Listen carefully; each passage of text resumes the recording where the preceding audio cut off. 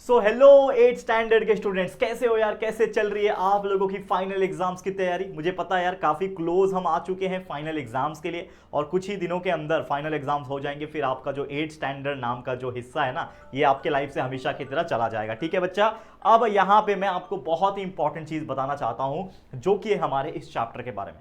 जैसे कि आप जानते हैं कि ऑलमोस्ट हमने सारा चीज पहले से पढ़ा रखा है। एक बैच तो हमने, जब हमारे पास व्हाइट बोर्ड था तो हमने सारी चीज़ें, सारे चैप्टर साइंस के, मैथ्स के, एसएसटी के सारे पढ़ा चुका था। वापस से जब डिटेल बोर्ड हमने लिया तो सारी चीज़ों को हमने वापस से रिकॉल करवाया, वापस से हर एक चैप्टर्स को डिटेल एनालिसिस के साथ पढ़ाया। तो हम चैप्टर नंबर 14 कंप्लीट कर चुके हैं अब तक न्यू बैच के अंदर। अब शुरू होगा चैप्टर नंबर 15। अब ये चैप्टर्स आपके फाइनल एग्जाम्स में है या नहीं है, जरूर से कमेंट करके बताना। मुझे पूरी उम्मीद है कि ये चैप्टर होगा आपका, तो पूरा अच्छी तरीके से तैयारी करना है, क्योंकि मैं आपके राहुल भैया, आपके राहुल सर आपके लिए जी तोड़ मेहनत कर रहे हैं, रात दिन एक करके वीडियोस को रिकॉर्ड कर रहे हैं ताकि सही समय में आपको सब चीज़ें मिले और आप लोग इन वीडियोस को देख के सारा इंफॉर्मेशन क्लियर करो, सारा नॉलेज क्लियर करो और बेस्ट से बेस्ट मार्क्स एग्जाम में अपने लेकर आ सको। बस यही मेरा सपना है। और बस एक रिक्वेस्ट ये है कि जितना भी हम मेहनत कर रहे हैं ये वेस्ट ना हो जाए, इसके लिए मैं आप लोग से एक रिक्वेस्ट करना चाहता हूँ कि आप हमारे वीडियोस को जरूर से देखें, लाइक करें वीडियोस को, अच्छे अच्छे कमेंट्स आप लोग करें, तभी जाके आगे जाके वीडियोस जो है वो रीच होता है। दूसरा कि आप हमारे वीडियोस जब आप देखते हो तो प्लीज़ शेयर भी करते रहना, अपने सभी दोस्तों के साथ शेयर करते रहो, क्योंकि बहुत सारे ऐसे बच्चे हैं जिनको पढ़ना तो है लेकिन वो कहीं ऑफलाइन क्लासेस नहीं जा रहे हैं बिकॉज उनके पास पैसे नहीं है। मैं बात कर रहा हूँ रूरल एरिया के बच्चों की, मैं बात कर रहा हूँ गाँव के कुछ बच्चों की। ठीक है, नहीं पैसे होते उनके पास, नहीं होते उनके पेरेंट्स के पास पैसे कि वो बड़े बड़े ऑफलाइन सेंटर में भेज पाए। लेकिन हमारा मकसद सिर्फ एक था, आज भी और आज से 5 साल पहले जब मैंने ये चैनल स्टार्ट किया था तब भी एक ही मकसद था कि मेरे को जो चीज़ नहीं मिला, मैं ट्यूशन नहीं पढ़ पाया था बिकॉज मेरे पास भी पैसे नहीं होते थे पढ़ने के लिए। हमने ज़िंदगी का सबसे पहला ट्यूशन अगर मैंने कोई लगाया है, कोई क्लासेस लगाया है ऑफलाइन की अगर मैं बात करूँ, वो 12वीं स्टैंडर्ड में लगाया था, क्योंकि 12वीं में अच्छे मार्क्स निकालना जरूरी था ताकि करियर हमारा बन सके, इंजीनियरिंग में एडमिशन हो पाए। तो वो पहला मेरे ज़िंदगी का था, वो भी कैसे ना कैसे मेरे फादर ने फीस का जुगाड़ किया था, वो मुझे ही पता है। ठीक है, लेकिन आप में से भी ऐसे कई सारे बच्चे होंगे जो पढ़ना तो बहुत अच्छे तरीके से चाहते हो लेकिन नहीं मिल पा रहा है उनको रिसोर्सेज। तो मैं यहाँ पे आपके लिए बैठा हूँ बच्चा, आपका राहुल भाई, राहुल भैया आप मुझे बोलते हो, राहुल दादा मनता तुम्हें मला। ठीक है, मैं यहाँ पे बैठा हूँ आपके लिए, आपको हेल्प करने के लिए, सारी चीज़ें फ्री ऑफ कॉस्ट आपको दे रहा हूँ इस यूट्यूब चैनल के ऊपर। बस मैं चाहता हूँ कि आप हर एक बच्चे तक, हर एक गाँव के बच्चे तक इन वीडियोज़ को शेयर इतना कर दो कि हर जगह फैल जाए। ठीक है, और बच्चे हमसे आके आराम से पढ़ सके, जब मर्जी होके पढ़ सके और अच्छे मार्क्स निकाल सके। ठीक है बच्चा, इतना कर दो बस। ठीक है, कर दोगे? चलिए शुरुआत करते हैं आज के इस न्यू चैप्टर की, जिसका नाम है चैप्टर नंबर 15। 8 स्टैंडर्ड की मैथ्स की बात कर रहा हूं मैं। एरिया नाम है इस चैप्टर का। अब इस चैप्टर में एरिया, किस चीज़ का एरिया पढ़ना है, तो बहुत सारी चीज़ें होती है, आपने बहुत सारी चीज़ें पहले भी पढ़ी होगी। That is area of square, area of rectangle, area of circle, area of बहुत सारे फिगर्स। तो इस चैप्टर में हमने मेनली क्या पढ़ना है, रोम्बस के बारे में पढ़ना है, पैरेललोग्राम के बारे में पढ़ना है, ट्राइंगल्स के बारे में पढ़ना है। ये सब चीज़ हम लोग धीरे धीरे करके करेंगे। चैप्टर बहुत बड़ा है, हो सकता है 4 से 5 लेक्चर लग जाए, क्योंकि आप जानते हो हमारा पढ़ाने का तरीका फिलहाल में ये है कि हम एक एक्सरसाइज यानी जो प्रैक्टिस सेट आपका होता है, एक प्रैक्टिस सेट को एक लेक्चर में कवर करते हैं, चाहे वो बहुत छोटा हो चाहे वो बहुत बड़ा हो, हम एक ही वीडियो के अंदर बनाएंगे। तो हो सकता है ये जो प्रैक्टिस सेट है जिसका नाम है प्रैक्टिस सेट नंबर 15.1, ये काफी छोटा है, 3 ही क्वेश्चन है, तो ये वीडियो छोटा बने। लेकिन हो सकता है अगला जो वीडियो आए जिसमें प्रैक्टिस सेट 15.2 है वो बड़ा बन जाए, उसके बाद जो आए वो बहुत बड़ा बन जाए। तो हम इसी हिसाब से करते हैं। तो आप सारे लेक्चर्स को जरूर देखना, हर लेक्चर्स में आपको प्रैक्टिस सेट मिलेंगे और सारे कॉन्सेप्ट इंफॉर्मेशन आपको मिलेंगे। तो चलिए शुरुआत करते हैं पहले लेक्चर की, जो कि है, पहला हम देखेंगे फॉर्मूलेस क्या होता है। तो प्रीवियस कुछ चीजों को रिकॉल कर लेते हैं। अगर मैं आपको बता दूं तो ये चीज हमने पढ़ा हुआ है कि एरिया ऑफ स्क्वायर होता है कोई भी साइड का स्क्वायर, यानी कि कोई भी अगर स्क्वायर बना लो आप, तो स्क्वायर का ये सब साइड सेम होती है। ठीक है ना, ये साइड सेम होती है, चारों साइड क्या होती है, सेम होती है, ये आपको पता ही होगा।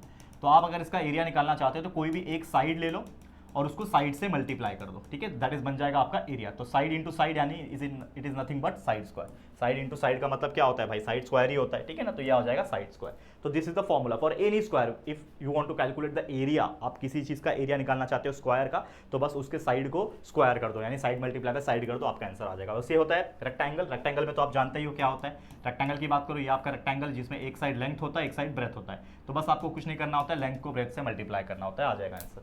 उसी प्रकार area of right angle triangle, अगर हम राइट एंगल ट्रायंगल की बात करें तो ये होता है आपका राइट एंगल ट्रायंगल, जिसमें जो एंगल बनता है वो 90 डिग्री बनता है। ठीक है, तो इसका फॉर्मूला क्या हो जाएगा कैलकुलेट करने का, half into product of side, यानी कि हाफ से ये वाला जो साइड है और ये वाला साइड है जिससे राइट एंगल बन रहा है, ये दोनों जो राइट एंगल बनाने वाले साइड है, इसका कोई वैल्यू रहेगा, लेट सपोज x, इसका कोई वैल्यू रहेगा, लेट सपोज y। तो बस इन दोनों साइड को, इस साइड के वैल्यू को और इस साइड की वैल्यू को आपस में मल्टीप्लाई करके हाफ से मल्टीप्लाई कर दो, आपका आंसर आ जाएगा area of right angle triangle. और वही नॉर्मल कोई भी ट्रायंगल आ जाए, खासकर मैं बात करूं area of right angle triangle की, तो ये formula half into base into height याद रखना। ठीक है, जैसे ये है, ये उसका बेस हो जाएगा, ये उसका हाइट हो जाएगा, तो हाफ को बेस को और हाइट को मल्टीप्लाई कर दो, आपका आंसर आ जाएगा एरिया ऑफ ट्रायंगल का। तो इस तरीके से ये फॉर्मूला यूज हमने पहले भी किया हुआ है और इस चैप्टर में भी हम यूज करेंगे। लेकिन तो सबसे इंपॉर्टेंट मुद्दा इस आज के इस वीडियो का जो कि है, एक एक टॉपिक्स हमें एक एक लेक्चर्स में कवर करना है। तो आज का जो टॉपिक है वो है एरिया ऑफ पैरेललोग्राम। तो हम बहुत सारे फिगर्स के बारे में पढ़ेंगे, पैरेललोग्राम के बारे में पढ़ेंगे, हम पढ़ेंगे रोम्बस के बारे में पढ़ेंगे।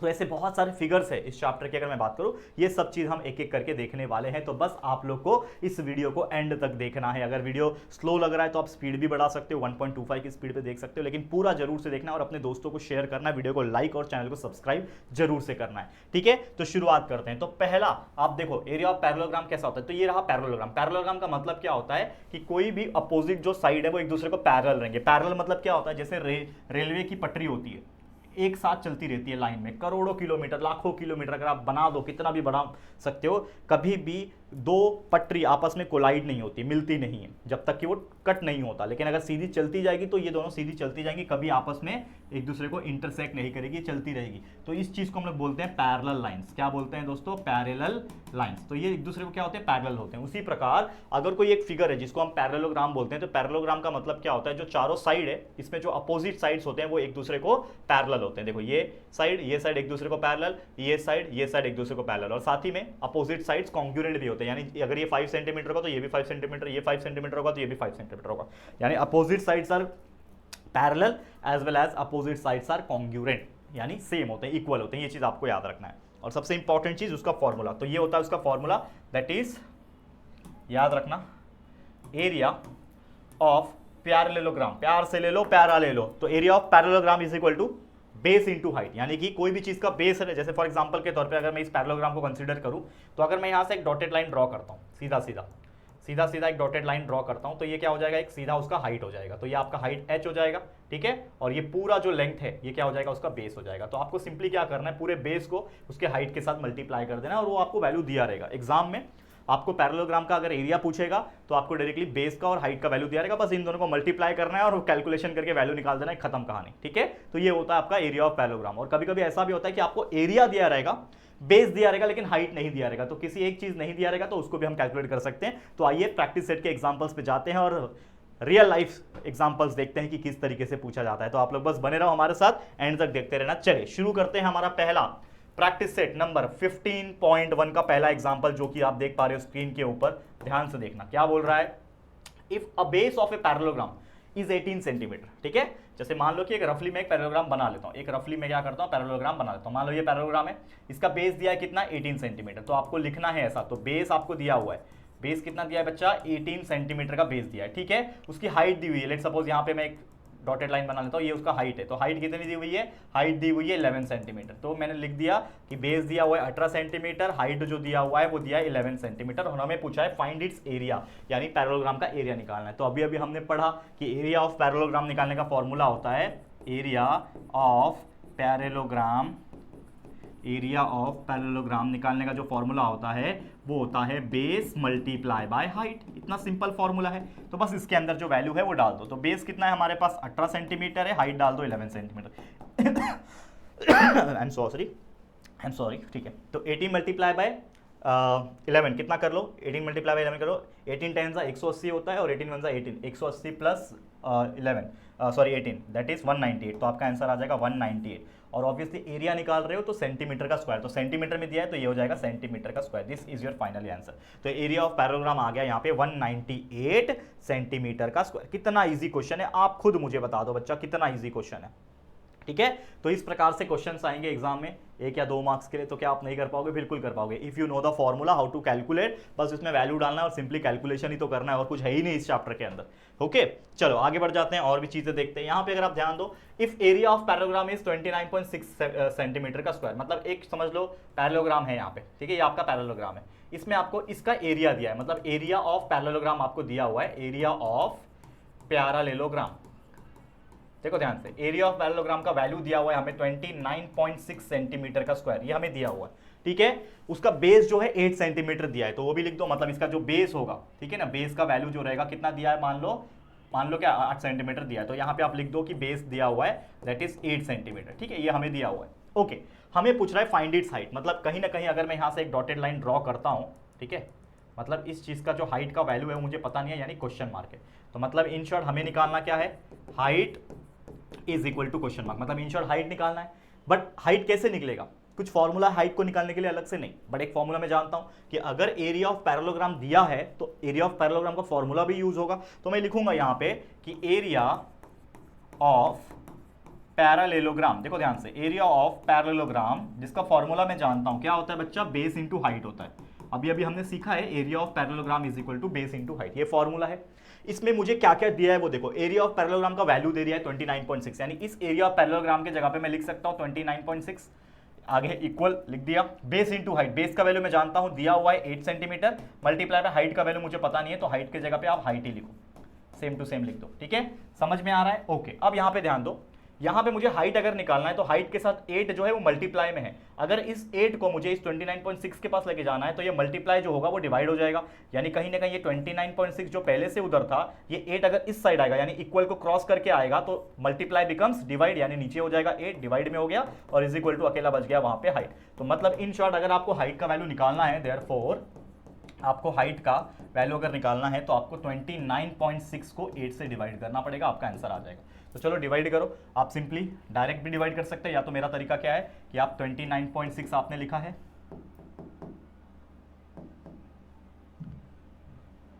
आपने 29.6 लिखा हुआ है, नीचे 8 है, तो आप पे पॉइंट हटाना चाहते हो तो मल्टीप्लाई बाय 10 कर दो, एक पॉइंट है इसके लिए 10 लिखा, नीचे भी मल्टीप्लाई बाय 10 हो जाएगा, तो ये हो जाएगा 296 डिवाइड बाय 80, ठीक है, समझ में आया। 296 को 80 से डिवाइड कर दो, आपका आंसर आ जाएगा, करके देख लो आपका आंसर आ जाएगा, ठीक है। तो साइड में कर लो कहीं पे, ठीक है, 296 डिवाइड बाय 80, अब 80 के टेबल में 8 3 24 होता है, यानी 8 3 240 हो जाएगा, 80 3 240 हो गया, माइनस करूंगा 6 बचेगा, 9 में से 4 गया 5 बचेगा, 56 बचा।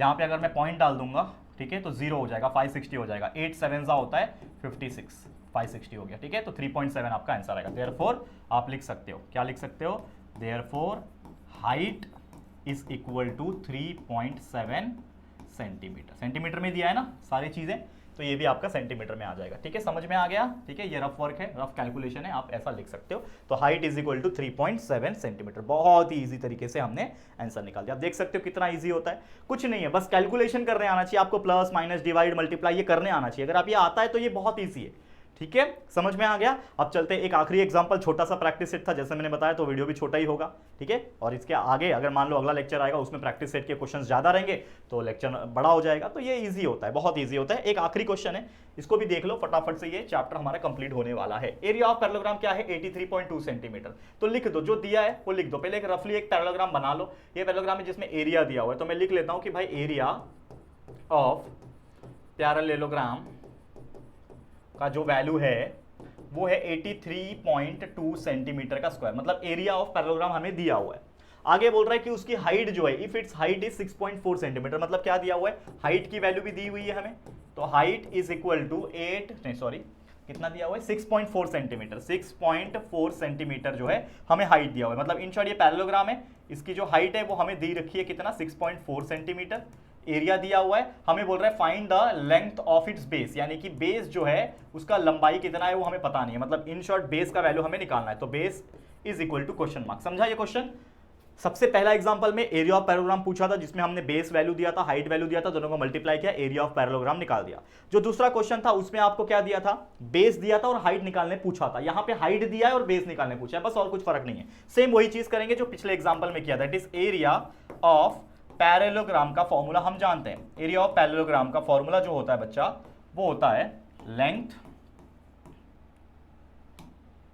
मल्टीप्लाई बाय ब्रेथ, ठीक है, सॉरी माफ करना, लेंथ मल्टीप्लाई बाय ब्रेथ नहीं, माफ करना, मैं एरिया ऑफ रेक्टेंगल में चला गया था थोड़ी देर के लिए मैं कुछ चीजें सोचने लगता हूँ ना, कभी कभी देखो होता है, हम टीचर्स जो होते हैं ना, हम पढ़ा रहे यहाँ पे होते हैं, लेकिन कभी कभी कुछ चीजें सोच रहे होते हैं, घर की बातें, कुछ आगे की तैयारी के बारे में, तो ऐसा चलता रहता है, थोड़ा बहुत मिस्टेक हो जाता है, तो चलो अच्छा हुआ ध्यान में आ गया। एरिया ऑफ पैरेललोग्राम का फॉर्मूला होता है बेस इंटू हाइट, अभी तो हमने सीखा है, बेस इंटू हाइट हमारा फॉर्मूला है, तो बेस का वैल्यू क्या है, दिया हुआ है क्या, पहली बात तो एरिया ऑफ पैरेललोग्राम का वैल्यू भी दिया हुआ उन्होंने 83.2 दिया हुआ है, बेस का वैल्यू दिया है क्या? नहीं, बेस तो हम लोग को निकालना है, बेस तो वैसी का वैसे ही रहेगा, लेकिन हाइट का वैल्यू उन्होंने दे रखा है 6.4। तो यहाँ पे भी बेस यहीं रहेगा, 6.4 मल्टीप्लाई में है, उधर जाके डिवाइड हो जाएगा, यानी 83.2 जो है वो डिवाइड कर देगा 6.4 को, और इधर रहेगा अकेला बेस। तो हमें बेस यहाँ से मिल जाएगा। कैसे मिलेगा? कैलकुलेट करना पड़ेगा। कैसे मिलेगा? देखो, base is equal to, therefore base के लिए क्या हो जाएगा, ये 83.2 को हमें डिवाइड करना पड़ेगा 6.4 के साथ। ठीक है, अब यहाँ पे भी अगर आप देखोगे तो ये इन दोनों के पास एक एक पॉइंट है, मतलब पॉइंट के बाद एक एक नंबर है, तो ऊपर नीचे अगर मैं 10 से मल्टीप्लाई कर दूं तो पॉइंट हट जाएगा।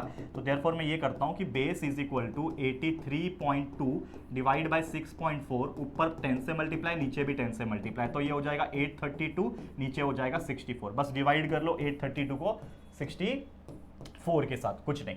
64 के टेबल में 64 वन सा 64 हो जाएगा, माइनस करूंगा तो 13 में से 4 गया 9, 7 में से 6 गया 1, 194 हो गया। अब 64 के टेबल में 6 3 सा 18 होता है, मतलब 64 3 सा 3 4 सा 12, 1 कैरी 3 6 सा 18 19, 192 आ जाएगा। ठीक है, मतलब कहीं ना कहीं 13 पॉइंट, यहाँ पे 2 बचेगा, पॉइंट डालूंगा तो 0 हो जाएगा, 13.0 समथिंग आएगा। ठीक है, आंसर चेक कर लेते हैं हम लोग। 13 ही आ रहा है, मतलब लोगों ने 13 ही लिया हुआ आंसर, तो कोई दिक्कत की बात नहीं है। तो 13.0 मतलब 13 ही होता है ना लगभग, अगर आप देखोगे तो। ठीक है, 832 है, माफ करना, यहाँ पे देखो आप बराबर आएगा, 2 ही है ना, हाँ, तो 13 ही आएगा बराबर। ठीक है, 13 ही आ जाएगा।